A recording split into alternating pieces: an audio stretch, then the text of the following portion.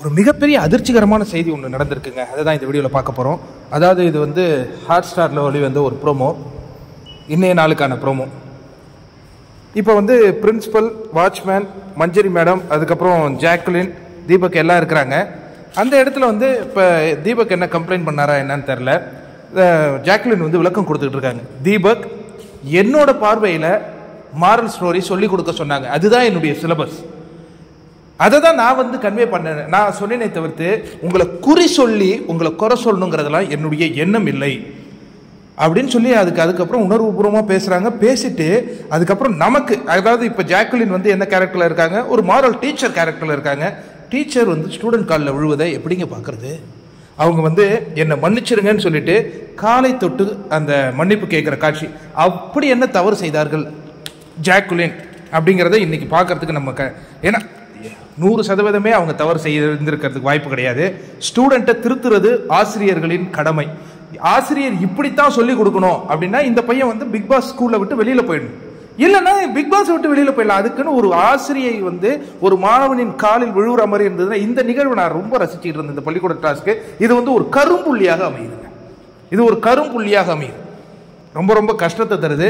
அந்த காலில் விழுந்ததுக்கு பிறகு ஜாக்குலின் அந்த சோகம் தாளாம அழுதுகிட்டே பாத்ரூம்குள்ள போறாங்க. மைக்கை கழட்டி வச்சுட்டு உள்ள உட்காந்து கதறி ஓன்னு அழுகுறாங்க. அதுடன் அந்த ப்ரோமோ முடிவுக்கு வருகிறது. என்ன நடந்தது? நேற்று வந்து ஒரு மாரல் ஸ்டோரி சொன்னாங்க. என்ன சொன்னாங்க? ஒரு செடி வளரணும் அப்படிங்கிற ஒரு மாங்கொட்டையை வந்து ஒரு பையன் வந்து புதைச்சி வச்சான். ஒரு மாசம் கழிச்சும் பார்க்கறான், மரம் வளரவே இல்லை. அதுக்கு என்னன்னா, அவன் வந்து ஒவ்வொரு நாளும் அதை தோண்டி தோண்டி பார்த்துக்கிட்டு இருந்தான். அப்படி தோண்டி தோண்டி பார்த்துக்கிட்டு இருந்ததுன்னா வாழ்க்கை அது வளராது, அதை கொஞ்சம் காலம் விட்டா வளரும் அப்படிங்கிற ஒரு மாரல் ஸ்டோரி தான் சொல்லியிருந்தாங்க. இதுக்கு தீபக்கு மனம் வருத்தப்பட்டிருக்கலாம். அது வந்து அதுக்கு ஒன்றும் பண்ண முடியாதுங்க. அதுக்குன்னு எப்படிங்க காலில் விழுற ஒரு காட்சி அளவுக்கு கொண்டு வந்து ஒரு ப்ரெஷரைஸ் பண்ணியிருக்காங்க?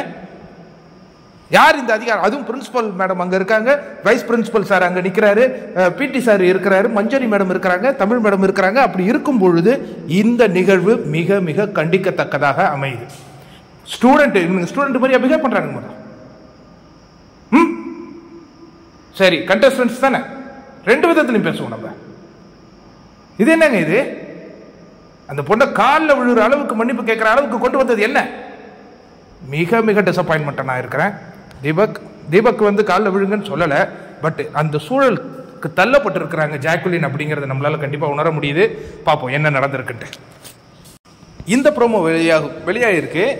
பட் என்னை பொறுத்த வரைக்கும் இந்த சூழலுக்கு ஒரு ஆசிரியரை தள்ளப்படுவது சமூகத்திற்கு மிகப்பெரிய கேடு அப்படின்னு தான் நான் ஒரு எக்ஸாம்பிளாக தாங்க இதை சொல்கிறேன். இந்த இதெல்லாம் நடக்கவே கூடாதுங்க. ஆசிரியர்கள் புனிதமானவர்கள், ஏனியாக இருந்து செயல்படுபவர்கள்.